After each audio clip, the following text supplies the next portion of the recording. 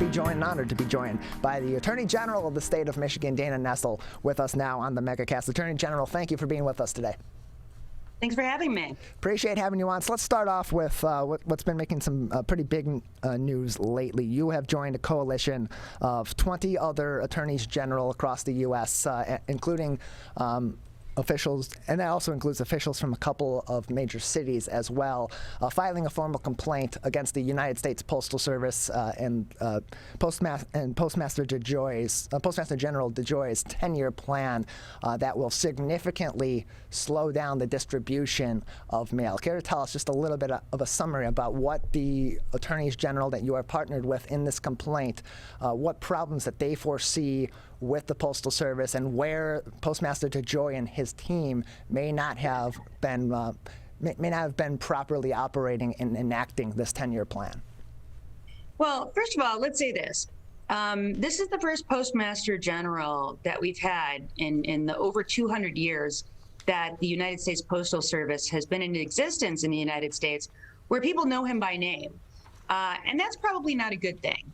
When your mail is being delivered in a timely fashion, you don't really care who the Postmaster General is.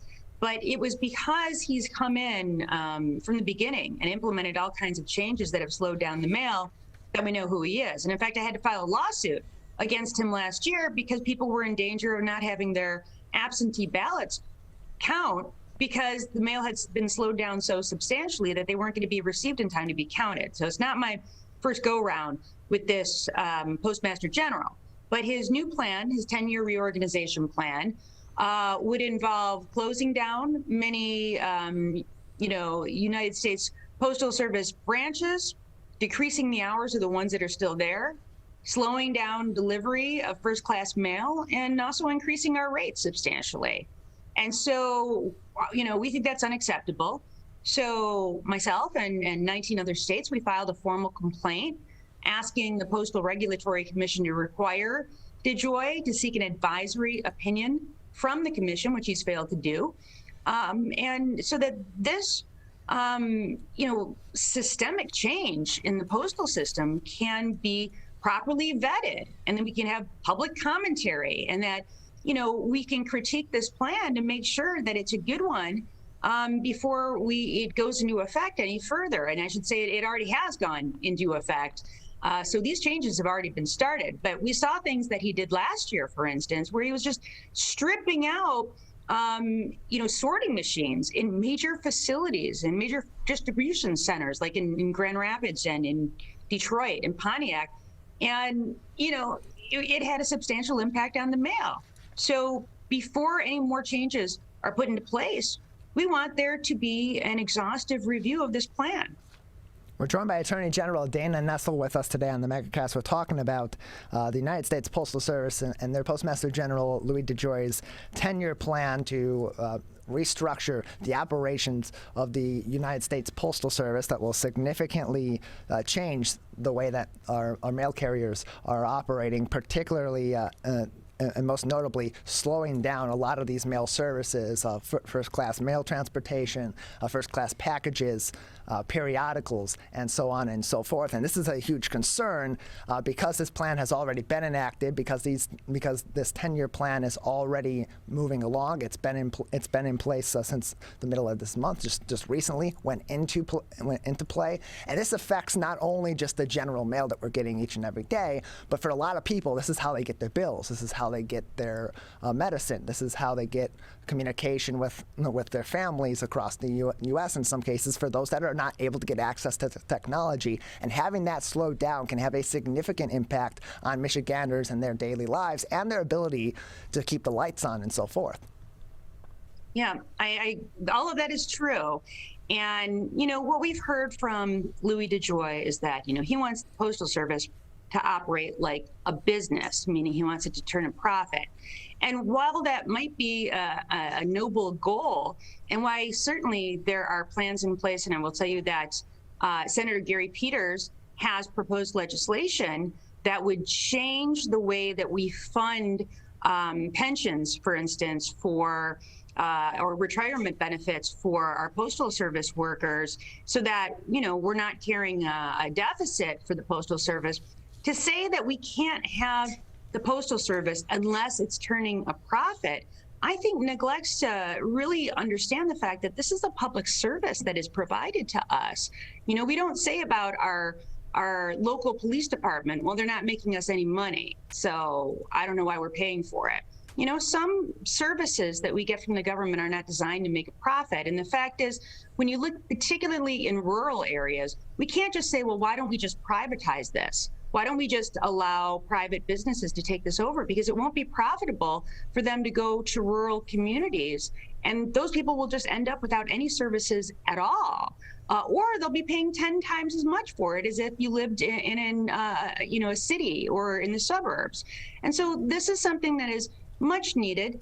And we really have to be cautious before making any more changes, because it's going to have such an incredible impact in the lives of Michiganders all around the state of Michigan, and really all Americans. We're joined by Attorney General Dana Nessel with us today on the MegaCast, and we've heard, like you said, that Postmaster General Louis DeJoy has said he wants to operate the Postal Service more like a business, and we consistently have seen over the course of decades that time and time again the Postal Service, it comes into the news that they are at a significant loss for money, and they're going to need to either change their services or get increased funding, and that seems to be pretty cyclical.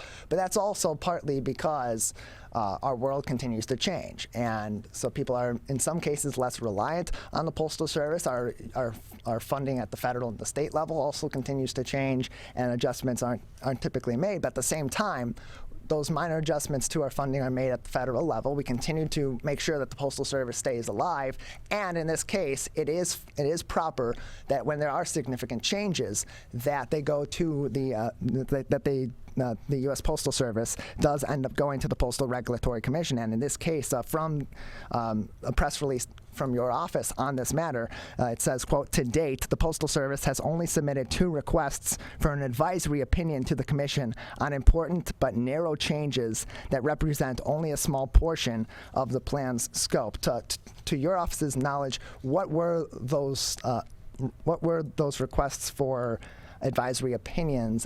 What topics were those on, and why were those submitted but not something more substantial, given that this is a 10-year plan that significantly changes the operations of the Postal Service?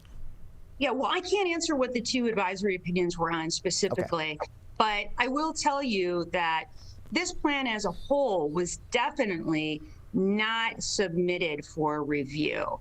And I can't understand why that would be, given that these are significant, substantial, systemic changes that are being made.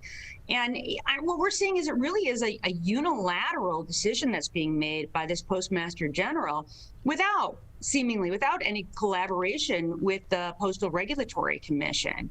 And, it's incredibly important that we not just destroy this very important government entity that has provided service to each and every one of us as Americans throughout the course of our lives. To just basically allow this to be destroyed, I think will have such negative impacts on our country. And so we have to be really careful about implementing these changes. And as I said, last year was just disastrous.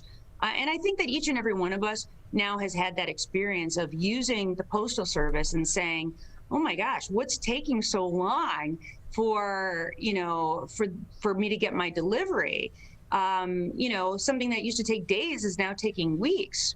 And it's really concerning. And you listed a whole, sort of myriad of ways that we use the mail.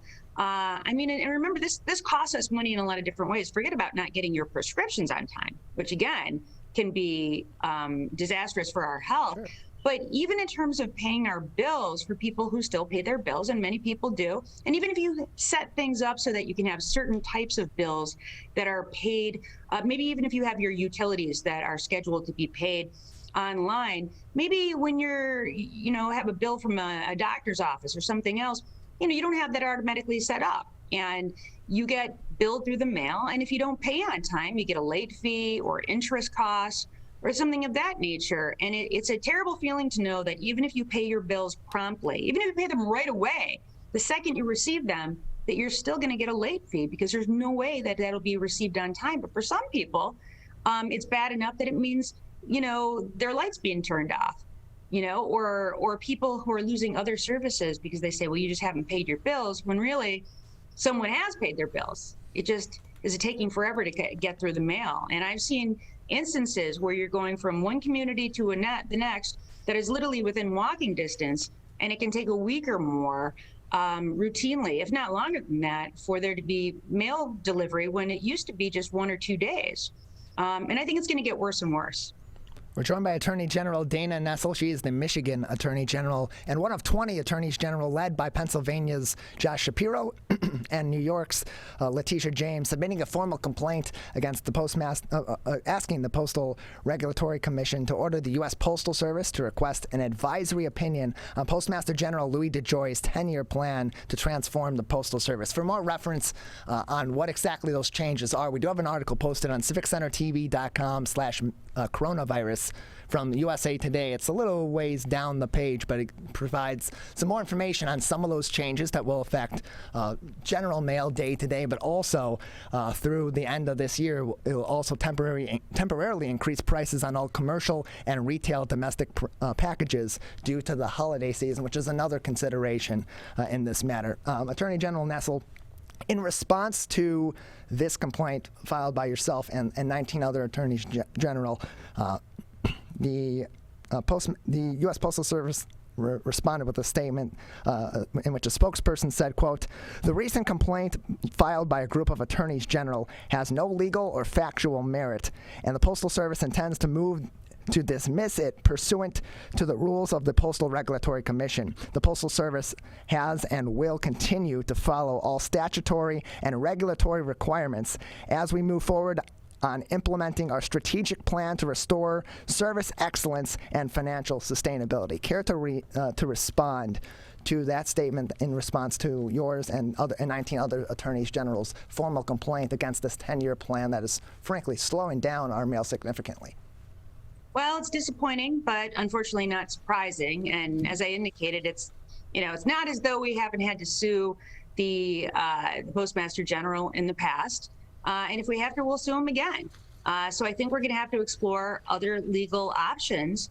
But I will say this, we're at a place right now. There are not enough votes, I don't think, on the Regulatory Commission to fire the Postmaster General.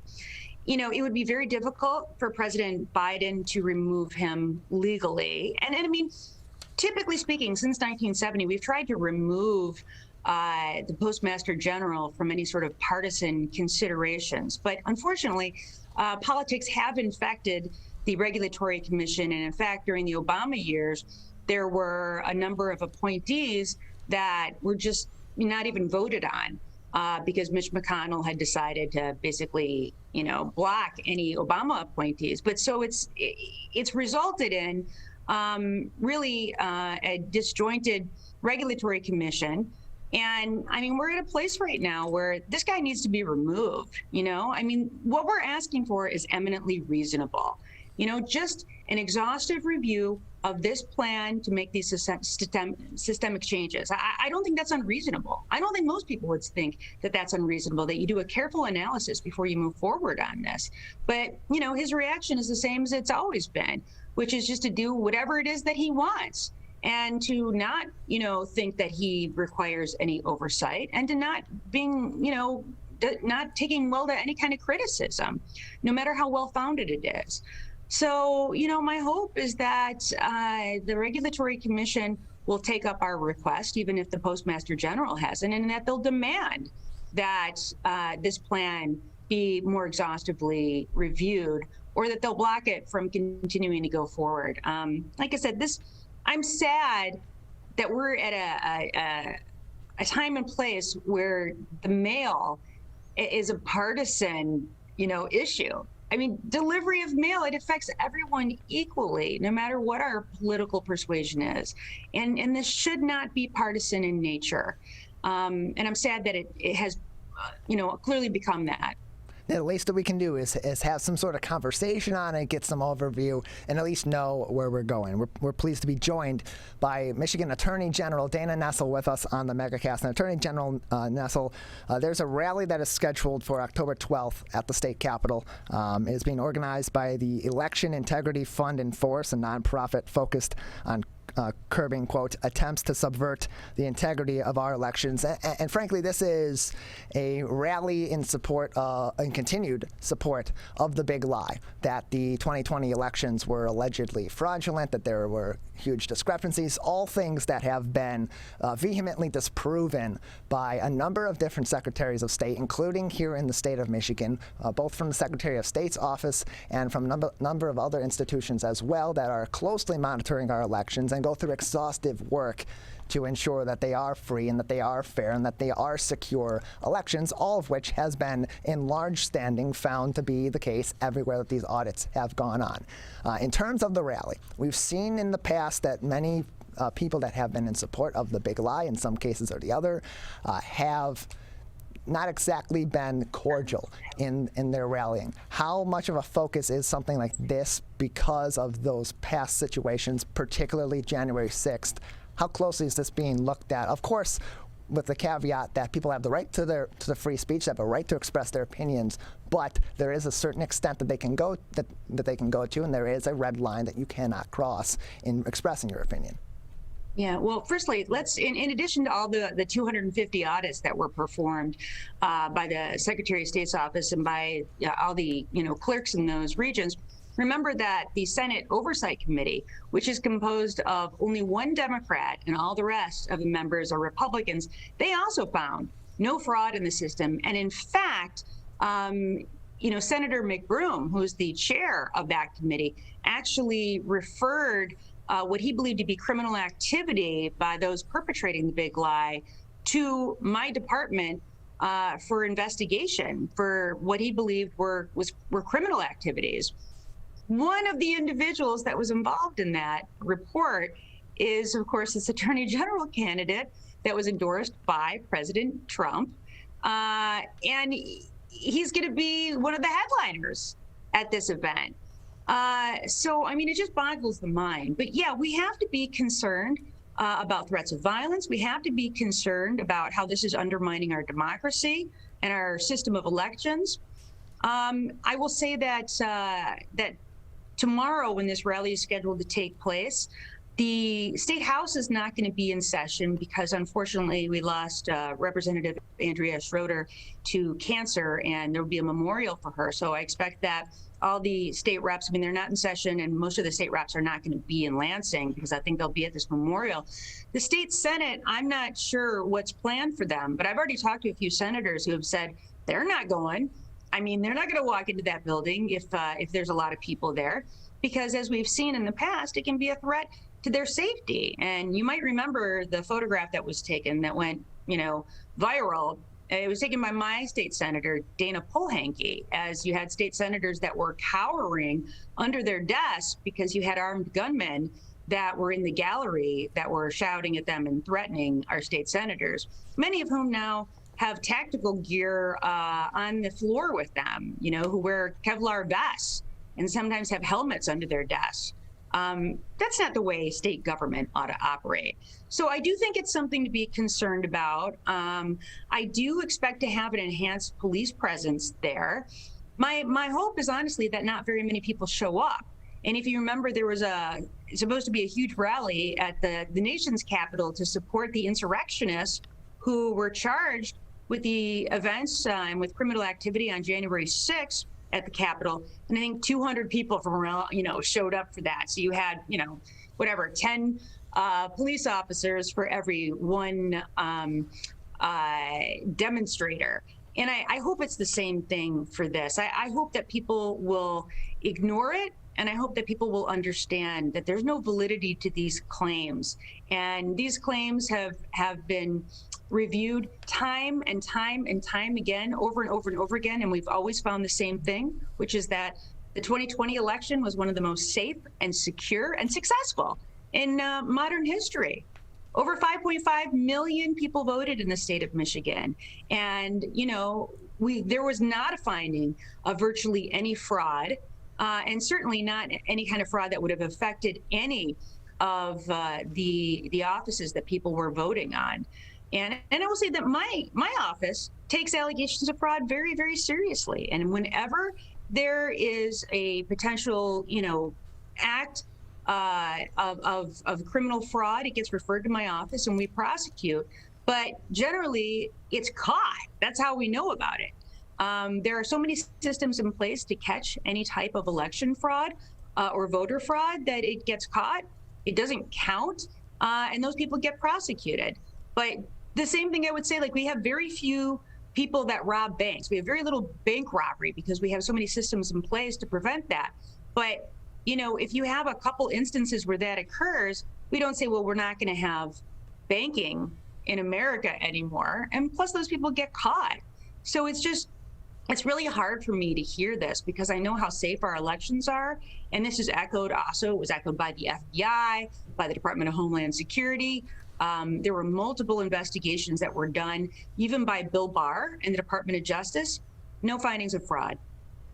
We're joined by Attorney General Dana Nessel, the Michigan Attorney General, with us today on the MegaCast. And Attorney General, I know we're a little bit over time, so I just want to take a couple more minutes here to talk to you and ask you about, you've recently joined a bipartisan coalition in support of congressional hearings addressing youth social media use. Actually, in a recent study from Facebook and their own internal studies, it showed that social media is inflicting harm in the form of increased mental distress, bullying, suicide, and other self-harm, and self-harm on a significant number of kids, and actually announced on September 27th plans to pause but not abandon their development of Instagram Kids. What at the state level and then at the federal level needs to be addressed in terms of social media use in children and the effect that it's having, and then what can be done to curb some of these issues or to mitigate them so that our children, in a world that is so driven by technology and so driven by social media today, isn't adversely harming their development? No, we need to have better oversight. We know that the more time that kids spend online on social media, it increases their exposure to child predators, to cyberbullying, increases the chances that they'll suffer from depression, shows them harmful images that lead to eating disorders and body dysmorphia. It radicalizes people, whether it's to the right or the left. And we know that there are algorithms that have been put in place specifically designed to keep young viewers online in order to monetize their personal information that then gets sold to advertisers. And so this is bad for kids. It's bad for adults too, but at least adults, are better able to make decisions than our youth are. And I think there needs to be better regulation and oversight. We have regulatory commissions we just talked about the Postal Service. We have it for banking and finance. We have it for mortgage and lending. I think we ought to have it for social media as well. We know that it has incredible adverse impacts on our nation's youth. And I think it's time that we start addressing that. Yeah, Facebook founded in 2004, Twitter shortly after that. These social media outlets are still very much in their infancy, and as they become more critical parts of our communication day by day, they have a significant impact on our children, and that's going to need to be addressed as we continue to learn more about the adverse effects it can have on our kids, as well as all the positives that it does bring to our society. Attorney General Nessel, anything else for us today before we'll say goodbye? Well, I just really appreciate you for having me and for, having the opportunity to discuss some of these important topics and for obviously your in-depth knowledge on these issues as well.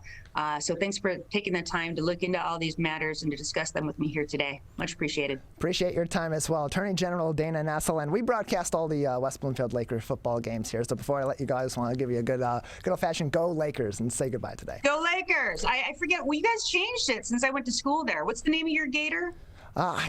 I actually don't know the name of that. I'm going to have to ask our athletic director, Eric Pierce. I'm not familiar. I should know that, but I don't. All right. I'll get an update on that, and we'll let you know. I got to get back to another game. The Lakers are another good year for them. So. Well, they're going to be in the playoffs, so we got plenty of opportunities coming forth. Attorney General Dana Nessel, thank you very much. Okay, take care. Bye-bye.